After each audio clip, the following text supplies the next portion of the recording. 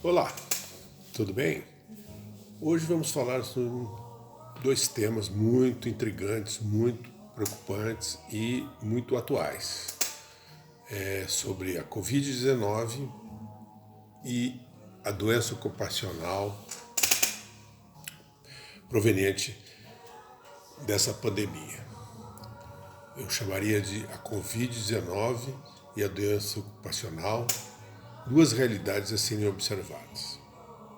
Primeiramente, vamos tratar do que seja saúde ocupacional, qual é a área que ela ocupa numa empresa, suas prerrogativas, sua utilidade, principalmente o reconhecimento desse trabalho que é exercido pela saúde ocupacional. Ela, dentro da empresa, ela tem como preocupação central realizar atividades para melhorar o ambiente de trabalho e dar mais tranquilidade, relaxamento e bem-estar social aos empregados. Ela é reconhecida e conhecida pelos empregados e por todos pela questão dos exames admissionais e exames demissionais. Mas ela é muito mais do que isso. Ela é, primeiro, um setor obrigatório dentro da empresa, essencial nas empresas de pequeno, médio e grande porte, porque trabalha para oferecer um ambiente sadio e qualificado, seguindo normas regulamentares e de segurança do trabalho, de medicina do trabalho. E uma delas é observar o ambiente, as instalações, tomando medidas necessárias para alocar os seus empregados. E longe dos riscos químicos, físicos, biológicos e ergonômicos. Advém daí, caso não seja cumprido as exigências de medicina legal e saúde e segurança do trabalho, o aparecimento de doenças ocupacionais ou doenças do trabalho, que são previstas na Lei 8.213, que diz, lá em seu artigo 20, que a doença do trabalho, assim entendida, a adquirida ou desencadeada em função das condições especiais em que o trabalho é realizado, e com ele se relaciona diretamente. Então, dessa forma, esse tema Covid-19 tão atual e seus efeitos previstos por uma medida provisória de número 927 de março de 2020, propõe medidas trabalhistas para o enfrentamento do estado de calamidade pública e de emergência de saúde pública de importância internacional decorrentes da pandemia. Dentre outras coisas que a medida provisória falou ou propôs, foi dizer taxativamente que os casos de contaminação pelo coronavírus Covid-19 não seriam considerados ocupacionais, exceto mediante comprovação de nexo causal. Que a medida provisória quis dizer? Que disse que o coronavírus não seria uma doença decorrente do trabalho, como regra.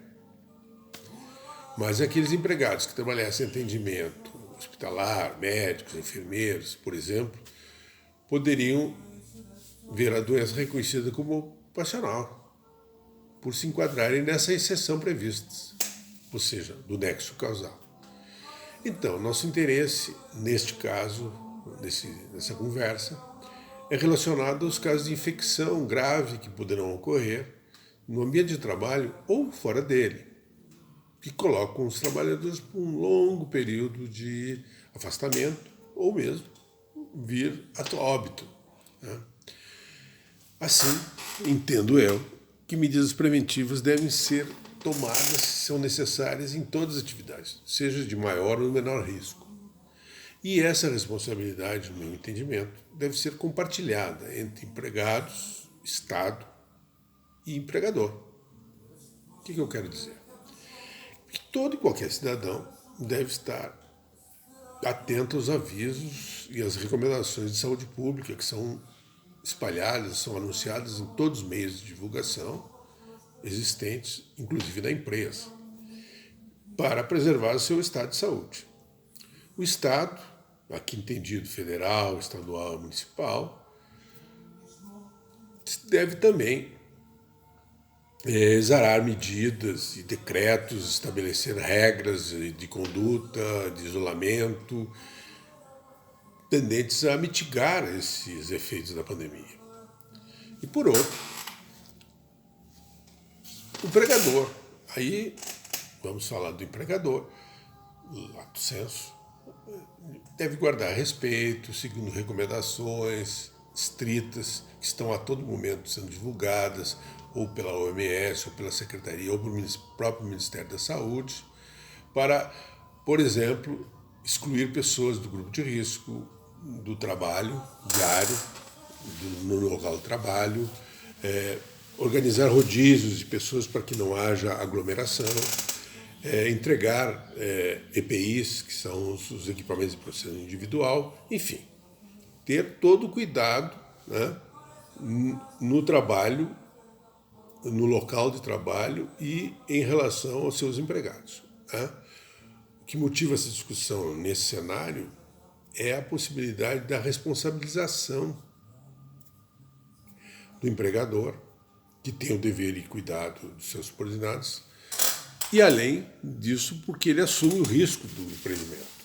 Ou seja, dentro do seu estabelecimento pode surgir, é uma possibilidade. E haverá, então, em função disso, a abertura de uma comunicação de um acidente de trabalho, que assim será tratado, obrigações que virão do empregador com vista ao exame previdenciário, né, que deverá ser encaminhado à Previdência Social para fazer a perícia, para ser examinado, para ver se há existência ou não da doença do trabalho. Essa última circunstância produzirá uma série de reflexos no mundo jurídico, trabalhista e previdenciário, tais como previsto a estabilidade acidentária, se for considerado acidente de trabalho, a questão do FGTS, de a consignação no período da licença, há um ônus para a empresa no caso de ser considerado ou no local de trabalho o fator acidentário de prevenção, ou seja, há uma majoração nesse FAP, e possibilidades de ações judiciais, dentre outros.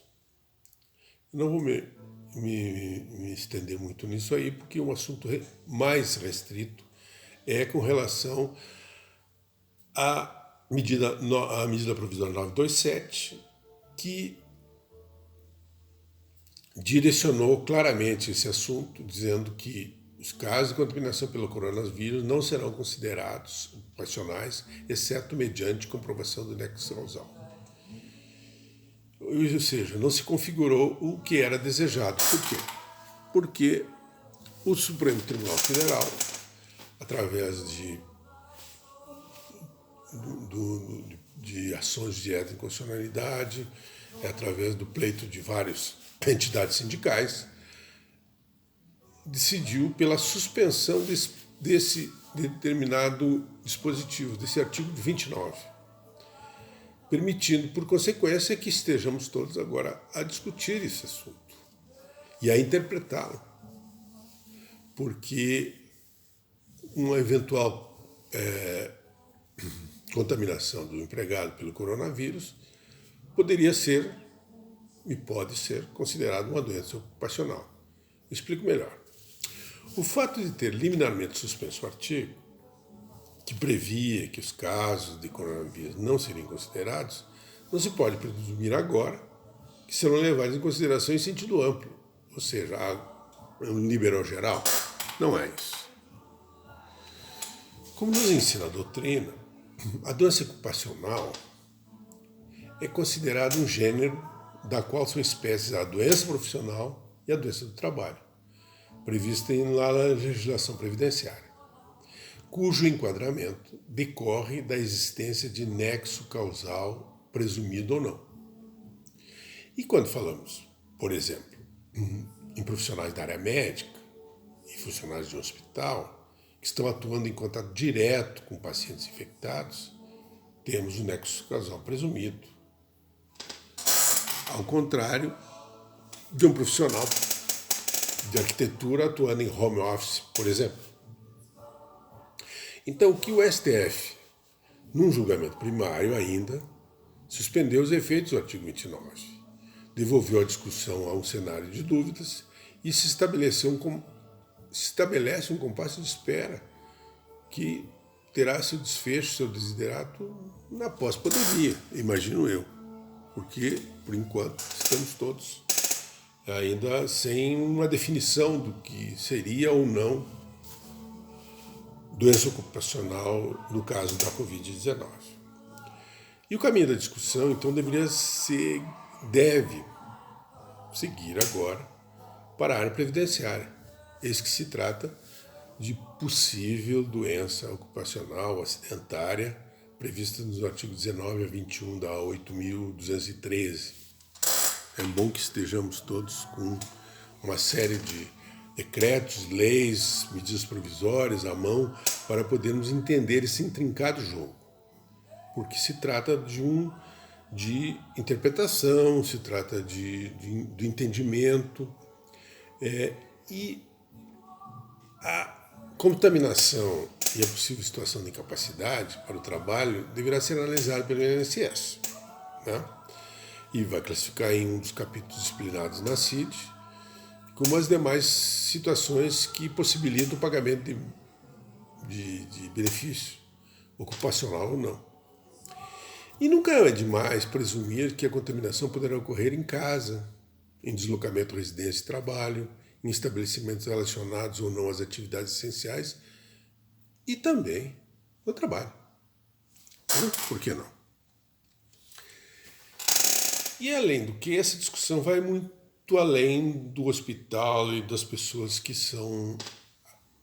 trabalham diretamente, embora respeitando o entendimento de muitos de que o nexo causal tem que estar ligado diretamente a alguém que está na frente da batalha, na frente, trabalhando e passando a maior parte do seu tempo nesse trabalho com infectados.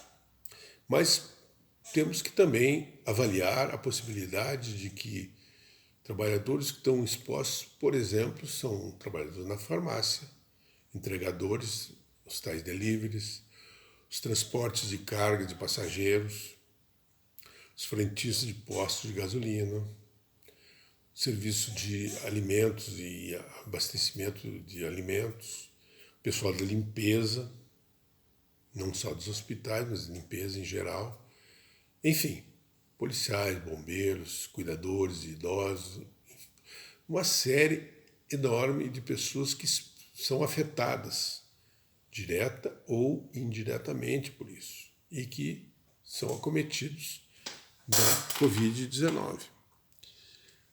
Então, o que eu diria?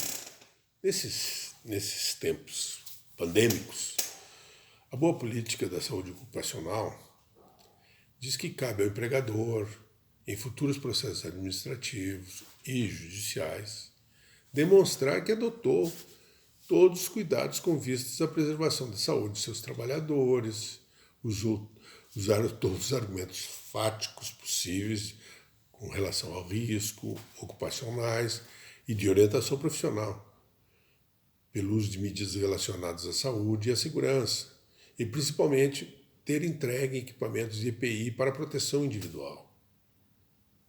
Isso fica muito claro para o empregador quais são as suas obrigações e por que, num infausto acontecimento de que alguém empregado tenha adquirido o Covid, tenha sido infectado, ele poderá argumentar que fez todo o possível, que não cabe a ele, né, o ônus da prova da contaminação. Mas surge também um problema com a revogação de uma outra MP, que é a 905, que o governo federal retirou.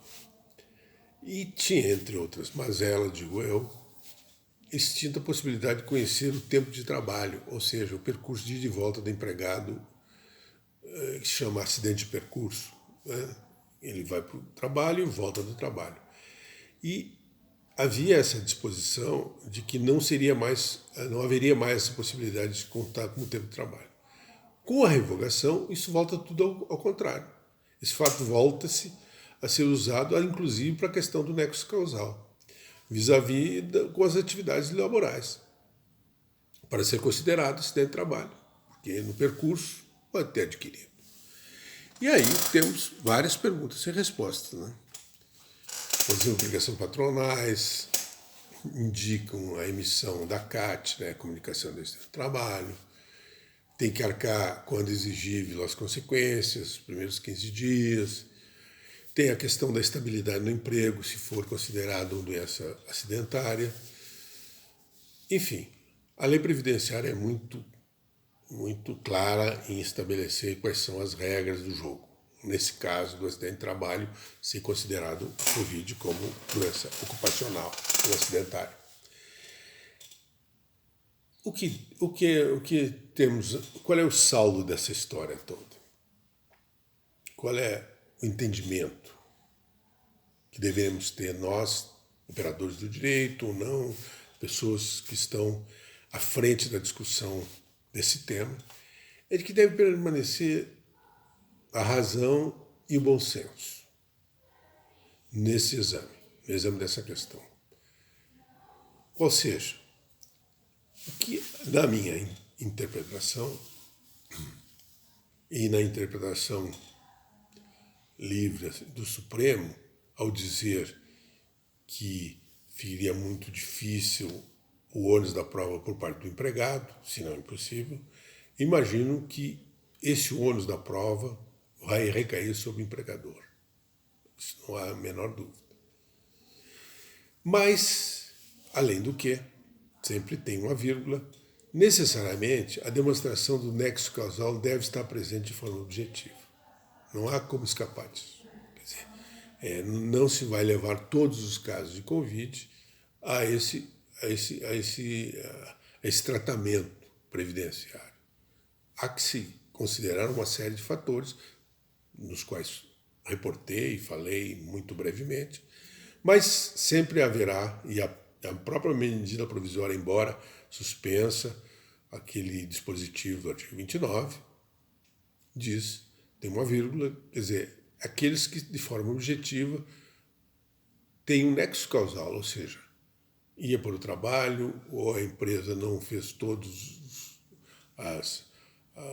não usou de todos os instrumentos a fim de garantir a integridade dos seus trabalhadores, não distribuiu o EPI, quer dizer, essa contraprova tem que ser feita. E há a prova também de que foi feita. Então, nesse aí não existe o bom e o mal, não existe a coisa. Existe, primeiro, o entendimento, né? E aí se leva em conta a hermenêutica, ou seja, como vamos tratar essa lei, que da lei até porque é inusitado, é um fato absolutamente fora dos padrões, né? Não há jurisprudência, não há entendimento anterior, então há que se tratar de um fato novo e com ele utilizar-se todos os mecanismos jurídicos, previdenciários, mas principalmente a razão e o bom senso.